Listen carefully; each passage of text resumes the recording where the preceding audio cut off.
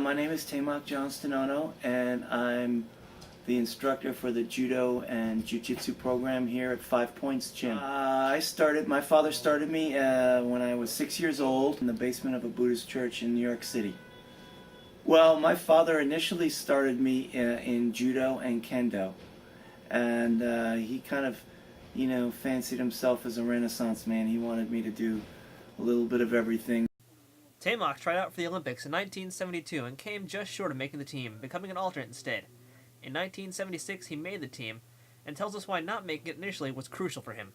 The guy who went was somebody who I beat. It was a three-way round robin, and the way things worked out, he got to go and I didn't, which really kind of galvanized me and made me decide that that's what I really wanted to do. Before then, I was good and I was motivated, but then it became an obsession. And that's what helped me make the team. Otherwise, I don't think I would have made the team. Well, I was good at what I was doing, and I was winning. So the Olympics was, a goal, something that was out there that, I saw I could reach, that I had the potential of reaching. But it was the decision to kind of, the discipline, the decision to really make that effort. The Olympics is a lifetime goal. It changes you forever. When you make the Olympic team, it's a gold standard or a platinum standard that everyone else measures you by. It also develops, that discipline. Hopefully, you can transfer to other parts and other sections of your life. I started competing nationally when I was a kid, and I never really looked back. I always, for 4 decades, placed nationally or internationally in Judo, Sambo, and more recently Brazilian-style jiu-jitsu. Teimoc retired in 1990, only to return to active competition years later. He discusses some of his reasons on why. The second and third midlife crisis. What happened was I missed what competition gave me. It gave me a goal. It gave me something to work towards. It was a stimulus that I was missing in my life, so I decided to go back. Also, the master's division and the master's program has really gone up. It's improved. It's grown tremendously. World Masters programs now are very competitive. A lot of Olympian and former world champions compete in it, and that kind of got me starting to think about what it would be like to start competing again. I don't train, obviously, because I can't. I don't train the way I used to train for the Olympics or World Championship. I like to say I train smarter, not harder. But my training is different in that it's not as strenuous. It's more technical. I've also changed a lot of my conditioning habits. I train much more doing the things that I used to do as a kid, believe it or not. More body weight exercises, less machines. As a matter of fact, I don't use any machines, and I used to 20 years ago use a lot of machines for my body weightlifting strength program. Teimoc also holds a black belt in Brazilian Jiu-Jitsu and explains how he got started in that sport, as well as how he adds those techniques into his Judo teaching. Brazilian Jiu-Jitsu exploded in this country with the Gracies, and it became very popular. It actually became more popular than Judo. Judo is very popular worldwide. It's a lot like soccer in that it has close to 100 countries. But in America, it's not that popular. And it's just like soccer. Soccer is huge all over the world, except it's not as popular as you would think it would be in this country. Brazilian Jiu-Jitsu came along and kind of knocked the martial arts world on its ear. It defeated all the striking arts at the time easily, and I was very intrigued with Brazilian-style Jiu-Jitsu. I looked at it more like Brazilian-style Judo, in that it was very similar to Judo. There was some stylistic differences. There were less rules, which was a good thing, and I decided that I wanted to see if my judo skills could hold up.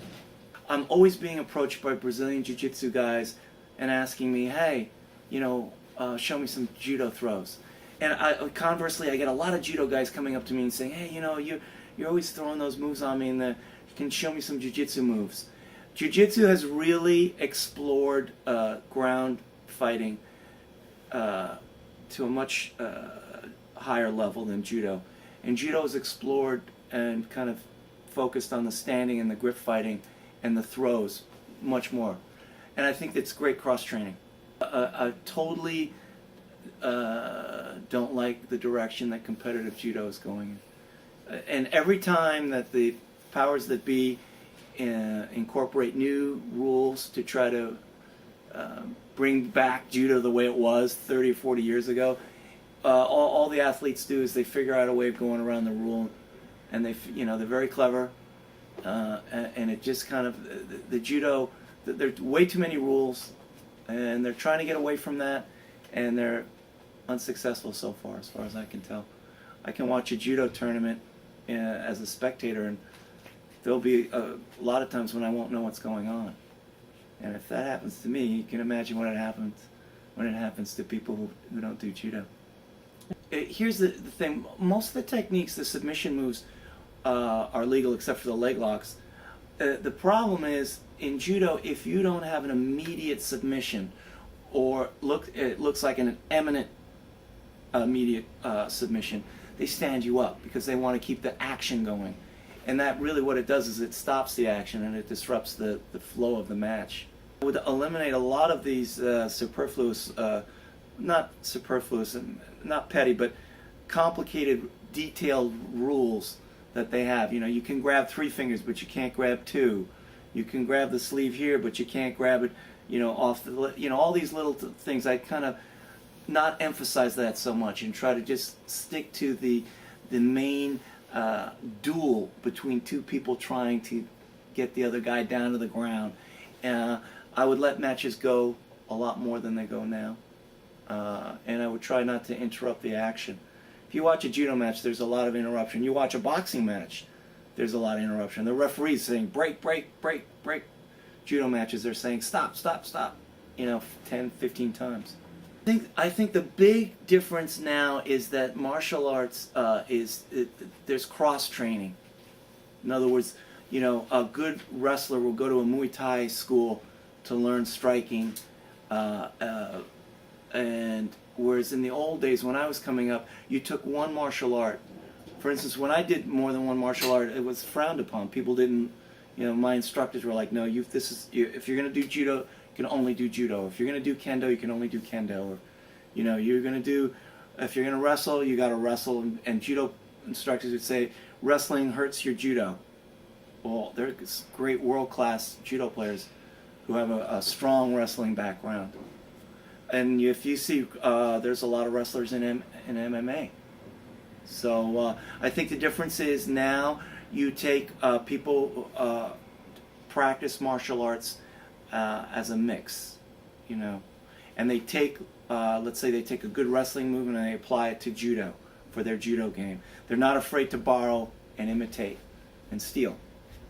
If you're not evolving, that's one of the things I have a problem with traditional martial arts practice the way it was 50 years ago or 100 years ago or 300 years ago.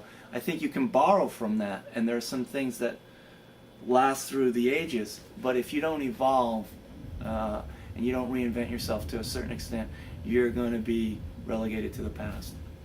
To learn more about this judo legend, as well as how to attend some of his classes, head to Teimoc.com. This video was brought to you by Boston Brawler. Check them out at bostonbrawler.com.